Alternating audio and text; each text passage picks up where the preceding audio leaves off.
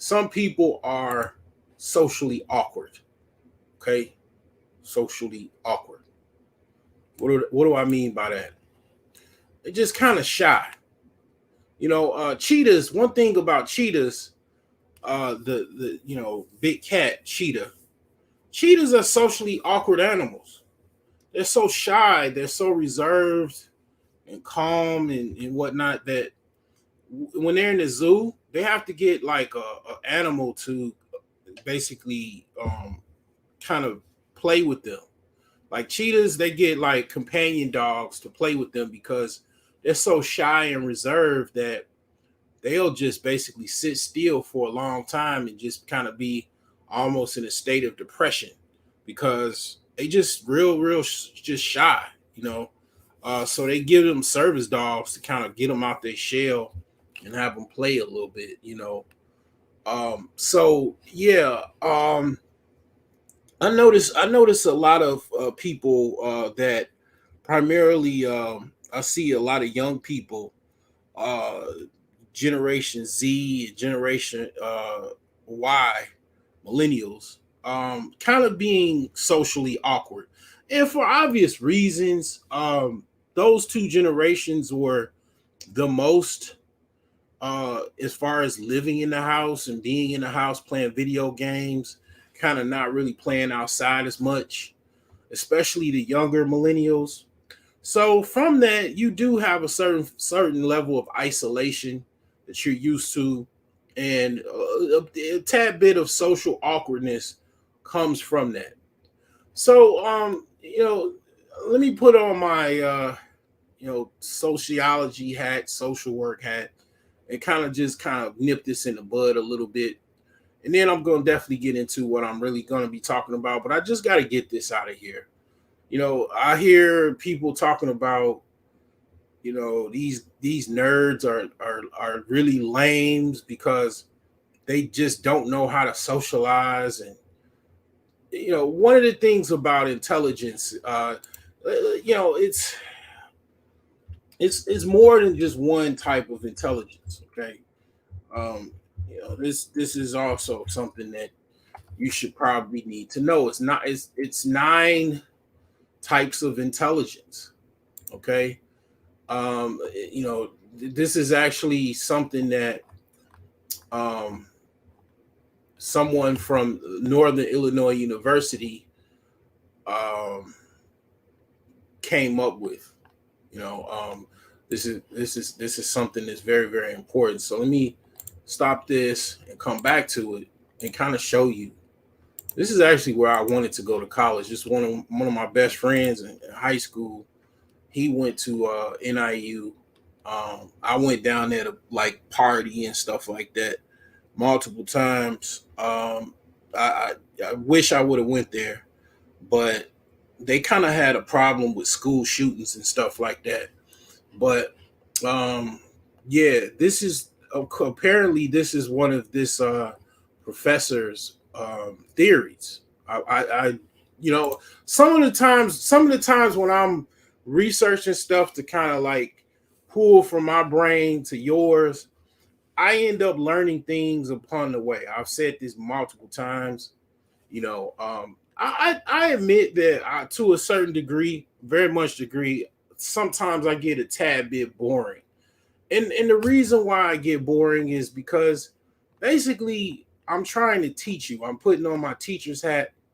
And yeah, sometimes it could be very, very, very boring. And then I put on my boring voice. Start talking about, I started talking like, um, basically white people, or I start talking what white, right? You know what I'm saying? And one of the things I'll have to say that um that's something also that you hear that guys that are trying to be smart and trying to be ambitious, trying to talk a certain way, speaking Americana English, you pretty much you get stigmatized for trying to be white or talking white. And the thing is that that's something that I had to deal with, and I also had to fight a lot about, because I lived with white people for a long time. Unfortunately, I was kind of bad, and my mother put me in a group home. And after that, pretty much it was the voice was, the voice was in me, and it was unescapable after that. But certain, every now and again, I can talk many different ways, but this is actually my business corporate voice. I'm laying it all out to you on a corporate basis. And I'm giving it to you so everybody can, slice it up, package it, and get it good. So I can move on and talk about certain other things or whatever. But here's the thing, okay? This guy apparently came up with this the theory of multiple intelligences. Howard Gardner. So you want to, when you go and take this and go repeat it, you actually know the person that started this, and then you can come off like really really intelligent as well, and you actually know the person that actually came up with this. Okay, Howard Gardner. Okay, so according to this theory, there's 9 types of intelligences. Okay, so the first one is verbal linguistic intelligence, well developed verbal skills and sensitivity to sounds, meanings, and rhythms of words. So, you got people that make music, make beats, you know what I'm saying? Shout out to DJ Kuda. That's what you heard as far as the music on this intro. Being able to talk very, very well, being able to make sounds very, very well, rhythmic words, beats, being able to play instruments and stuff like that as well. But that's also actually musical intelligence. But yeah, you being able to talk is very, very key. That's why it's number one. A lot of times people don't know how. I'll just say this. I know people that they have advanced degrees and they have degrees, but they have a hard time getting jobs and getting into their career field because they are lacking in these things. They don't know how to talk. They don't know how to communicate. So yeah, this is communication is very, very important. Okay. Logical mathematical intelligence, ability to think conceptually and abstractly, and capacity to discern logical and numerical patterns. These things are a certain level of intelligence, and it's a type of intelligence, mathematical intelligence. Okay. So the thing is that one of the problems that the black community has is we don't we don't value intelligence, because here's the thing. I talked about that in my video about why we don't value our scholars. Well, at one time, basically, you were killed if you knew how to read. Okay, that goes back to the slave days, right?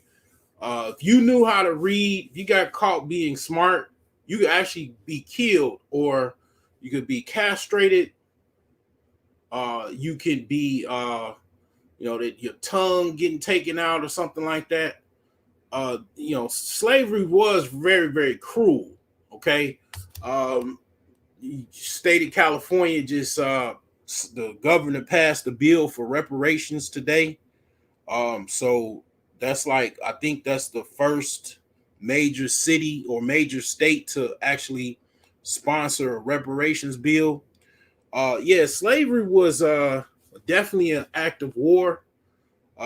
Actually, if you are a descendant of slaves, you actually, your ancestors are actually prisoners of war. Technically, that would be the term that is very much defined in that case. A prisoner of war. Okay. Um, so yeah, usually after wars, reparations is paid. Okay. Message. So the third is spatial visual intelligence, capacity to think in images and pictures, to visualize accurately and abstractly. Okay. Basically being able to see things, being able to see images, patterns. This is very, very good for people that are in UX design, right? UX design, people that are artists, you know, they're very good with this. My both my daughters, they love to draw and stuff like that. Spatial visual intelligence is very, very much a certain level of intelligence. Okay. Body kinesthetic intelligence, ability to control one's body and movements, pretty much being athletic. Okay. That's a certain level of intelligence. In high school, or even post high school, people people used to say, uh, you dumb jock, right? See, here's the thing with that, right? Because even what the nerd doesn't like the bad boy, and he does not like the jock, right? Those are his arch nemesis. You know what I'm saying? And the thing about it is, one thing that the nerd must respect about the jock is that although the nerd might be able to do also mathematical equations and be able to break down things on a scientific level, but can you jump from the free throw line and slam dunk a basketball? Can you actually slam dunk a basketball? Can you spot up from a 3-point stance and shoot a three with a defender in your face? Can you take bounce 3 times and dunk a basketball, or make a layup from the 3-point line? Well, some of those things, I ain't gonna say I dunked from the free throw line, but pretty close to it when I was younger. Um, and I definitely have that type of intelligence. I'm gonna tell you, I'm gonna expose myself a little bit. All of these intelligences that I'm gonna be talking about, to a degree or another, I have them. Therefore, that is one of the reasons why I am, and I call myself a genius, because I pretty much knew about these 9 levels of intelligences, and not to a degree or another. I actually try to work on all of these. If not, they just come natural to me. I don't have a problem with any of these. Some of these I'm very good at. Some of them I'm probably not that good at. But to a degree or not, I'm good at pretty much a lot of, if not all of these that I'm mentioning. So, yeah, after you understand that the athlete is actually intelligent. You can't do certain things. This is why, you know, this is why you have these guys like Stephen A. Smith, and you have Skip Bayless. They're so pissed off with athletes. They expect them to have these so high expectations, and when they don't reach those high expectations, they have so much to say about them. Those are the nerds being upset at the jocks. Okay, being upset at the guys with uh kinesthetic intelligence. They could never do anything near what those guys are able to do. Nowhere near it.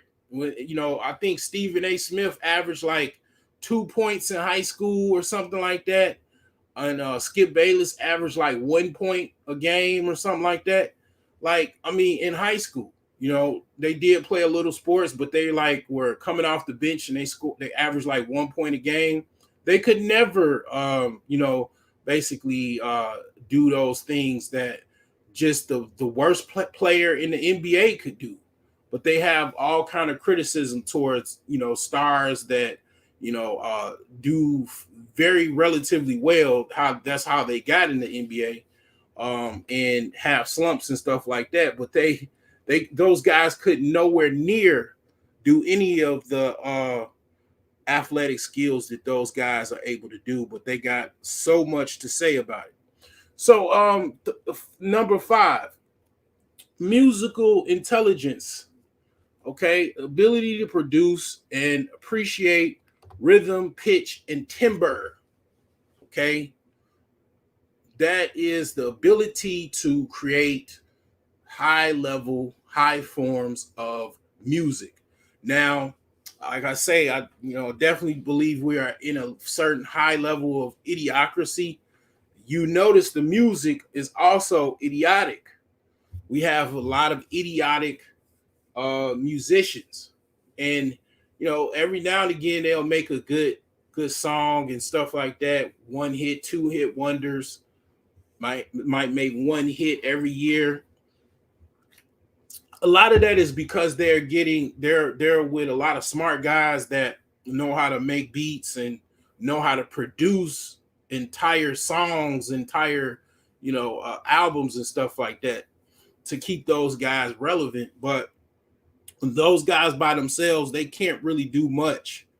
And even with what they do, you can tell the music is very, very unintelligent. Okay, it's not high levels of music. Okay, if you wanna see high levels of music, you got to listen to music from the 70s, even 60s, 80s, and 90s. A lot of times, those periods were some of the best music that you will ever hear on the radio. You will never, I repeat, you will never hear the golden era probably until people start changing their ways and start tapping into their higher intellect, that the music you will hear from the 80s and the 70s. I mean, I can literally, I don't care if it's the artist, what type of culture, whatever ethnic group, I can play from start to finish, no matter if they're white, black, uh whatever their race is. I can play it from start to finish, all of those artists from all of those hit songs from the 80s. It's on my playlist.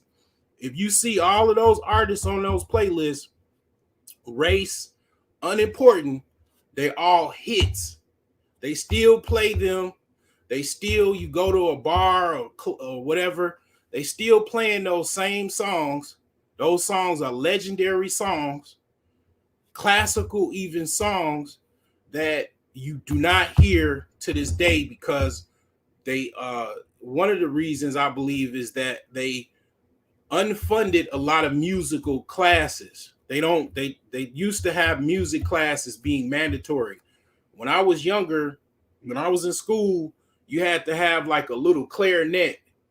You had to pay, like, you either had it for free or you had to pay like maybe like $10 or something like that, and you had to get a clarinet.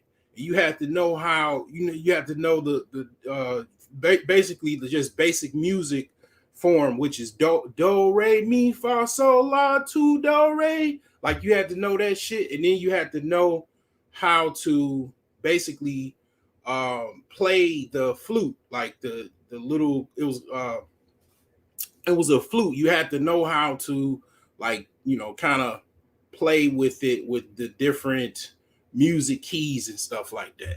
So we actually had to do that, man. And a lot of classes, they changed things around and they unfunded it.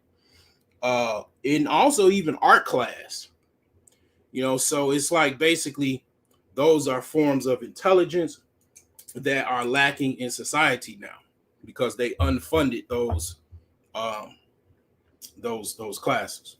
So moving along, interpersonal intelligence, capacity to detect and respond appropriately to the moods, motivations, and desires of others.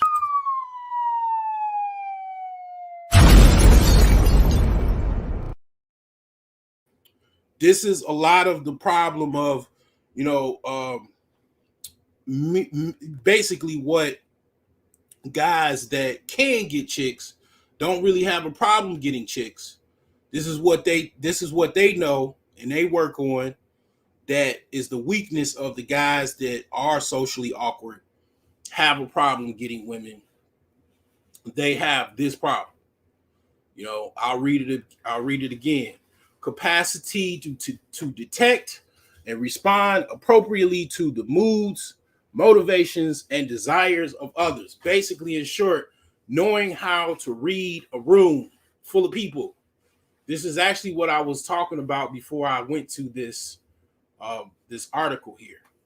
Okay, so it basically is social skills, having emotional skills to read people's emotions.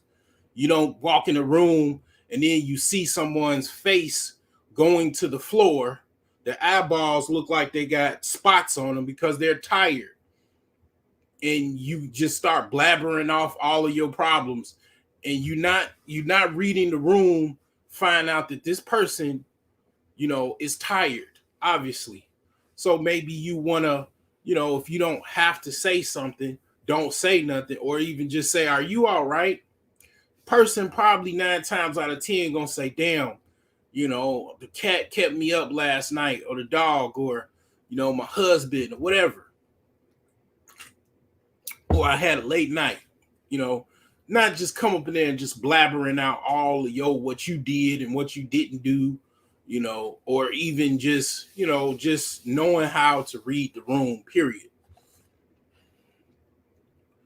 This is a big thing because basically you have to know how to talk to people depending on what's going on with them, read them.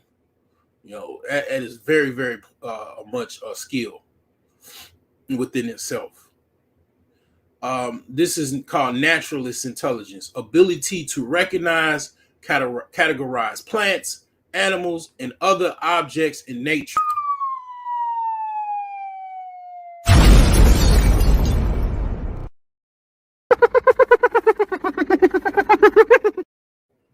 That's why my dad used to sit down and watch National Geographic and Discovery Channel.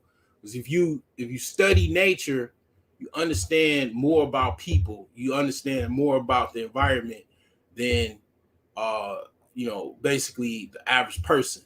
So you have an advantage.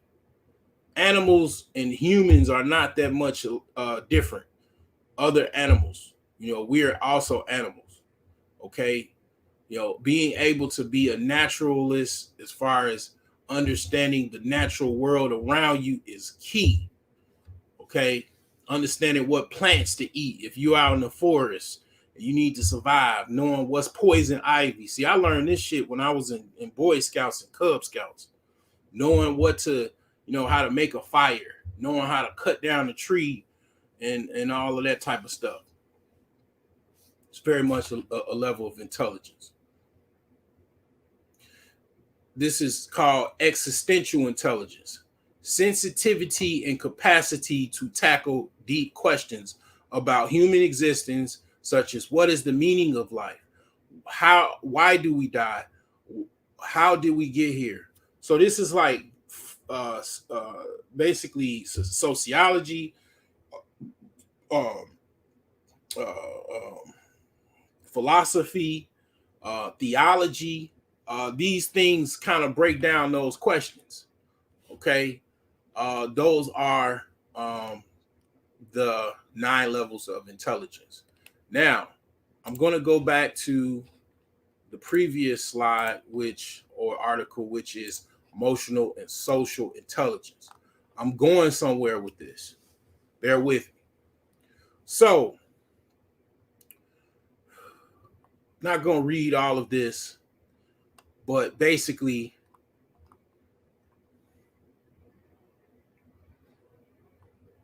this is what is emotional and social intelligence.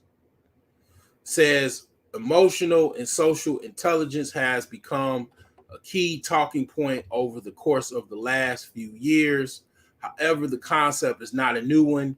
In fact, the groundwork for the modern theory was laid more than 30 years ago and properly defined by various notable figures within psychology over 2 decades ago. In this article, we will discuss the various theories behind ESI, as well as its impact on managerial procedures and building relationships. The initial concept of ESI was posited by John D. Mayer, Peter Salovey, David Caruso, and subsequently developed and interpreted in alternative ways by Daniel Goldman and some other names or whatever. But this also further reads the Mayer et al. Model of emotional and social intelligence, ESI, as a theoretical concept was generally the product of personal psychologist John D. Meyer in association with social psychologist Peter Salovey during the 1990s. These researchers coined the notion ESI and the work laid the foundations of subsequent conceptual perceptions. So, emotional intelligence is the ability to perceive emotions, to access and generate emotions so as to assist thought, to understand emotions and emotional knowledge, and to reflectively regulate emotions so as to promote emotional and intellectual growth. So there's four branches of basically emotional and social intelligence. Perception, perceiving emotions in yourself, others, and your environment. Facilitation, using emotion to interpret the world and changes in different ways. Understanding, conceptual knowledge of emotions, how they change, and their impacts. Management and regulation, the ability to steer your emotions and those of your peers. So let me break this down to you. Basically, what they're saying to you in this article is that you should understand people's emotions. Okay, primarily what I'm talking about is women's emotions. And you should be able to basically interpret the why they're having these emotions. What's going on is, basically why this is, the their emotions is changing and how that's impacting others, understanding that and be able to steer their emotions. See, these are the things you kind of learn when you're trying to be a psychologist, because you actually have to steer people's emotions. Even as a manager, you have to be able to, if your employees are disgruntled, you have to try to get them kind of back in line and steer why they are, having issues and problems and stuff like that. This is even deeper than relationships. But I'm gonna close this